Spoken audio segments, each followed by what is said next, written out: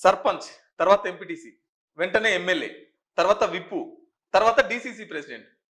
అంటే ఇవన్నీ పైసలు పెట్టి కొనుక్కుంటున్నారు. మా ఎమ్మెల్యే దగ్గర పైసలు బాగున్నాయి.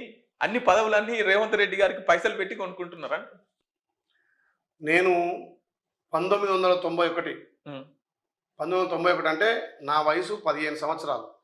ఓకే. 16 సంవత్సరాలకే మా సైదాపూర్‌లో హ్మ్. పాల సంఘం చైర్మన్‌గా ఉన్నా. హ్మ్. 16 సంవత్సరాలకే నాకు ఓటు రాలే. హ్మ్. ప్రతి పౌరుడికి 18 సంవత్సరాలకు ఓటు హక్కొస్తది. హ్మ్. కానీ 16 సంవత్సరాలకు నేను 10థ్ చదివేటప్పటికే పాల సెంటర్ అక్కడ స్థాపించి ఒక 50 మంది రైతులకు కూడగట్టి రైతులతోటి పాలు సేకరించి సెంటర్‌కి పంపేది. హ్మ్. 21 సంవత్సరంలో నన్ను 2 సార్లు నీటి సంఘం చేసిర్రు. మా గ్రామంలో 33 సంవత్సరాలుగా పాల సెంటర్ చైర్మన్ నేనే. హ్మ్. ఎమ్మెల్యేగా నామినేట్ చేసేటప్పటికి పాల సెంటర్‌కు రాజీనామా చేసి నేను అక్కడ హ్మ్. ఏది ఎమ్మెల్యేగా నామినేషన్ చేసిన. హ్మ్. 2001లో నుంచి 2006 వరకు 2 దఫాలుగా నీటి సంఘం చైర్మన్. 2006 నుంచి 2013 వరకు సైదాపూర్ సర్పంచ్‌ను.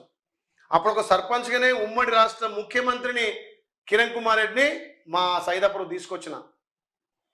హ్మ్. గతంలో నేను పాల సెంటర్ చైర్మన్ ఉన్నప్పుడు దివంగత రాజశేఖర రెడ్డి గారిని గుట్ట తీసుకొచ్చి బర్రెలు పంపిణీ చేయించిన. హ్మ్.